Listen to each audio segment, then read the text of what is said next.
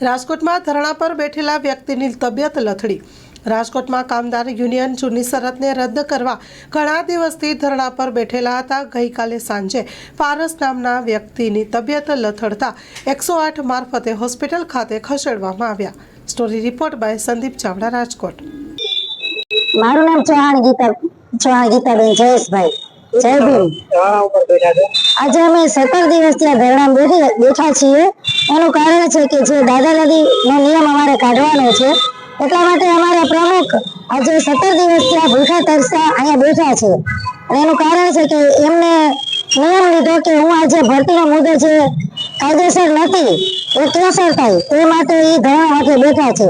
એ કોઈ દવા નથી લેતા, કોઈ દાખલ થવાનું કે છે એ પણ ના પાડે છે કે જે થવું હોય અમારા સમાજ માટે અમારે મરવું પડશે ને એમાં અમે તૈયાર છીએ। જય ભીમ। અમારો એ મુદ્દો છે કે આજે અમે 17 દિવસથી ધરણા બેઠા છીએ તો કોઈ પ્રકારનું ધ્યાન આપતું નથી। અને અમારા પ્રમુખ માનતા નથી કે મારે જે આ દાદા દાદીનો નિયમ છે એ કઢાવો જ છે। જય ભીમ। અને એનું કારણ છે કે જે સફાઈ કામદાર છે તેમાં જે દાદા દાદીના નિયમ નાખ્યા છે વારસદારના, તે અમારે કઢાવવાના છે। જે વારસદારને નોકરી છે એ તો કરવાના જ છે, પણ જેના ઘરમાં સાવ નોકરી નથી, જે વિધવા બહેન છે, એનું શું કરવાનું અમારે? અત્યારે આપણે રાજકોટમાં ઘણી વસ્તી વધી ગઈ છે તો એનું તો આપણે વિચારવું પડે ને।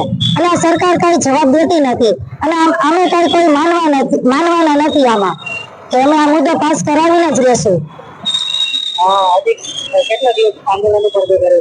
જ્યાં સુધી અમારા પ્રશ્નનો સોલ્વ નહીં થાય ત્યાં સુધી અમે બેસવાના છીએ। આજે રાજકોટ મહાનગરપાલિકાની સામે રાજકોટ કામદાર યુનિયન છેલ્લા 17 દિવસથી ધરણા પર બેઠા છે। અમારે 7 દિવસથી પ્રતિક ઉપવાસ હતા, 8 દિવસનો હમણાં ઉપવાસ બેઠો છો। અમારા મુદ્દા બહુ સ્પષ્ટ છે। રાજકોટ મહાનગરપાલિકામાં જે કાયમી સફાઈ કામદારની ભરતી છે તેમાં માતા પિતા અને દાદા દાદી જે ગેરબંધારણ નિયમ રાખવામાં આવે છે એને રદ કરવામાં આવે અને આ રદ કર્યા પછી જે સરકારના નીતિ નિયમો છે તે મુજબ ભરતી કરવામાં આવે। અત્યારે જિલ્લા કલેક્ટર શ્રી દ્વારા શિવરેશ્વરમાંથી ડોક્ટરોને અમારી તપાસ કરવામાં આવે છે, જેમાં બીપી સુગર ને બીજી તપાસ કરાવી અને અમને લોકોને રોજના રિપોર્ટ કલેક્ટર સાહેબ જાય છે।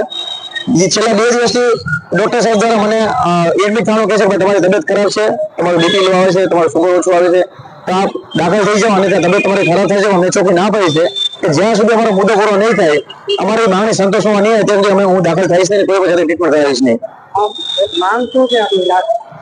માંગ અમારી બહુ સ્પષ્ટ છે, મીડિયા મિત્રોને પણ ખબર છે કે આ મુદ્દો બહુ જૂનો છે।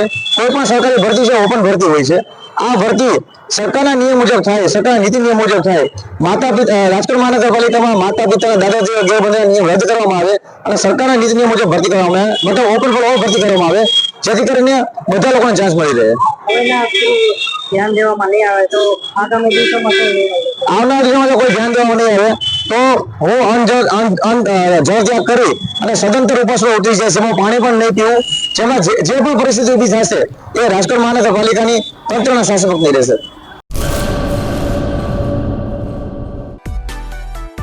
માં motor driving, safe and sure driving. Driving એ શોખ સાથે આપની મોટી જવાબદારી પણ છે। અમારા ઇન્સ્ટ્રક્ટર દ્વારા સચોટ અને સરળ માર્ગદર્શન, આપની રોજની તાલીમની માહિતી મેળવીને શું અધુરાશ છે એના ઉપર પૂરું ફોકસ કરાય છે।